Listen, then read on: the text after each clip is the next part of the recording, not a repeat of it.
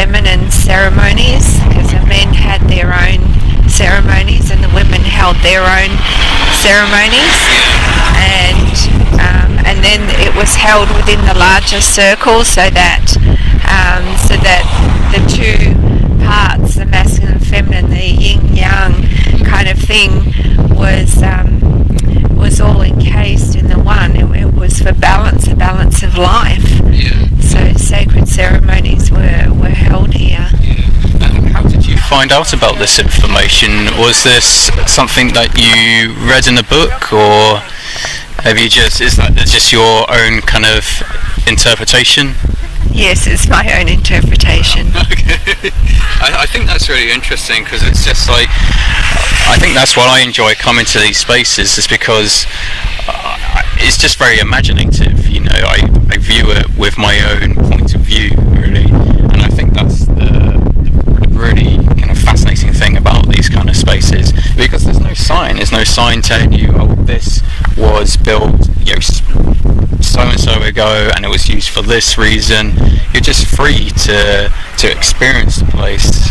Yeah, so that's But really in interesting. ancient times, we didn't need signposts to tell us. No. Everybody knew what it was for, because it was a common symbology amongst the different peoples that were here. It was known. It can be felt that it's a sacred site, so you don't need signs. Yeah, that's very interesting. What interests you about this monument? Just connecting with the energies. For me, it's about past lives. Yeah. So I've been here before in past lives, so I'm just reconnecting with that energy and making a journey on my own, like my own personal pilgrimage. Yeah, because I'm going on to visit other sites, and I visited Stonehenge as well. So for me, it's, at this point in time in my life, in this lifetime, it's a personal pilgrimage. So this place is really important for you then, in some way. It's a way of, you think it's a way of connecting with yourself, really.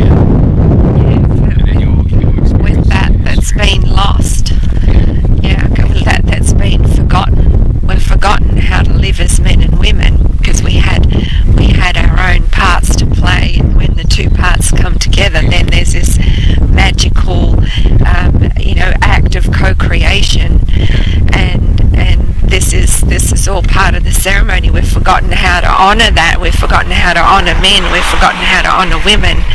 Yeah. So it's all part of a past. So, like, you know, connecting back with the landscape again, nature, and you know, respecting those elements as well, because now in this kind of present day society, everything's like new technologies, and we're all busy working. And is that what you're saying, maybe that we've forgotten those kind of roots in a way? Yeah, we have. There was no separation between humans and nature in ancient times. It's like yin and yang, and nature were all connected. There was no separation. We knew the signs of when it was time for something to grow, or when a storm was approaching, or when a bird came to sit on a branch nearby. They were all meaningful events for people back then. So we've lost this connection. So we cannot go on the path that we have been going, because it's unsustainable. We have to go back and remember where we started, the balanced state between humans, that harmonic state between humans and nature, and then go from there once again, because we've kind of just gone off harmony. You're creating harmony between humans and nature, but we have to remember how to do that. That's interesting. What kind of thoughts and ideas does this place evoke for you? What I'm seeing is just the people walking in procession, the various ceremonies that were happening in this area, and I'm feeling it. I'm being. It's bringing up quite a lot of emotion in me, just being here and remembering. And these standing stones make you feel? Well, I just said it, quite emotional. Just emotional. Yeah, just being, because I know I've been here before, so so it's just a remembering of a more connected time, a more harmonious time. Yeah. When you come here, do you feel like a kind of energy in a sense? Like, I know when I sometimes go to these places, I sometimes get like almost like a tingling sensation, like running through some parts of my body. And I sometimes wonder, is that because I'm just like really like captivated or surprised, or, you know, really drawn into this kind of fascination of the area, that whole kind of mystery of it, or is it something perhaps that was, you know, that these sites were kind of placed on particular, you know, parts of the earth which has a kind of energy source or something to it? Sure. Yeah, there's everything is energy. Einstein said so. Yeah, yeah. So everything is energy, and everything holds energy. They're just atomic structures in different states of vibratory states. So they're producing energy, but the more humans focus on a particular area, the more energy there is, which I wouldn't quite call energy. It is more about consciousness. Yeah. And because many humans over hundreds and hundreds of years visited this area and kind of put energy, if you like, into the land remembers it, because we can walk into a field and feel quite horrible because there maybe was thousands of years ago a battle on that field, but we remember it, we can feel it, right?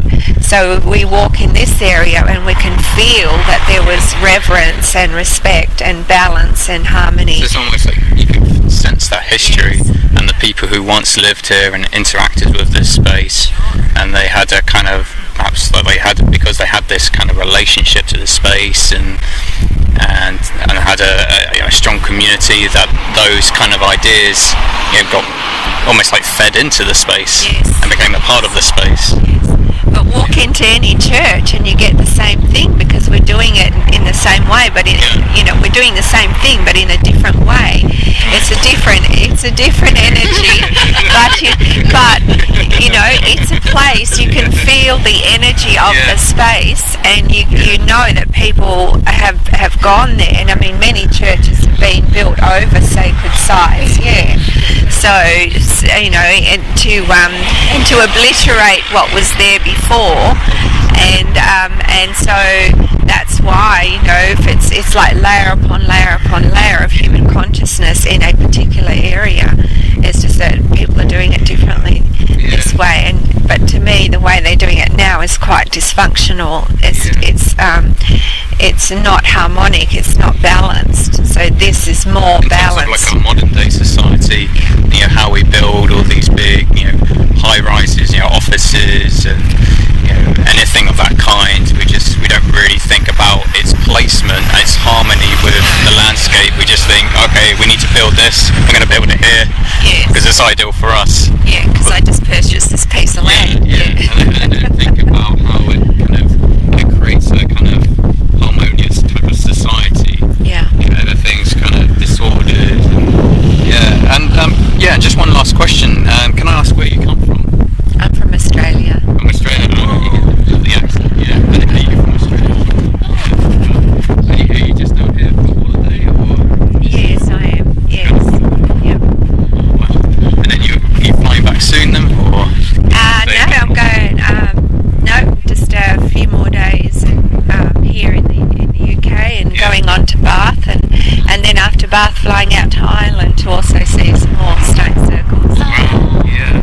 I hope there's I'd like to see, because there's some there are these tombs I've seen, and they're basically like two pillars of stones with another stone lying across. Yes. And or people suggest that they might have been once tombs. I mean, that fascinates me as well. And I know there's some I think dotted around in Scotland. I'd like to maybe see that one day as well. Yeah. In Cornwall. Oh, okay. Yeah, there's so many out there. Newgrange in Ireland. Yeah. So it was a very common practice for peoples in this general area, to have that connection with Earth, to watch the sun and when it's rising at a certain time of year, because then it agreed with certain practices in terms of food growing, and so all of this was celebrated. Yeah, we've forgotten how to celebrate. We've forgotten how to be joyful. The seasons. This physical existence on this planet, we've forgotten. We just keep looking at these things. What do you think about? Do you think these places have a significance or a connection to, say, the stars or the planets or the sun? Sure, because none of it was separated out. It was, if you had the sun and then you had the moon and the stars, of course, and in this place it was, they understood it was all connected. There was no separation. It's only modern day religion that's taught us to separate it out. And the last 2,000-3,000 years of religion that's done that, but these are so much older. And I guess that's the interesting thing, because religion is so kind of linear in a way, and what you're saying with these kind of spaces is that it's a bit more broader, it's a bit more expanded, because you're having to think about the nature. You may perhaps thinking about Earth's situation in our galaxy, and like you say, thinking about the harmonious kind of aspects to life. Whereas religion itself, Christianity, can be very just it's very kind of focused on on one thing, on believing in Jesus, and then it's interesting. And it's not even celebrating the life of Jesus, it's focusing on the death of Jesus. I mean, look at the symbol that it uses, the instrument of death and torture. It tells you straight away that it's not in harmony with anything, because it's focusing on something that was completely irrelevant to the man who was Jesus, who walked this planet, right? He had so much more to share about harmony and balance and healing and humans and everything included, and all these religions focused on was the wood. So it really narrowed it down to we are not okay from the moment we are born, and that all we have is this wood. And we should put all our beliefs in this particular subject. And it's almost this thing where you're making a good life here, and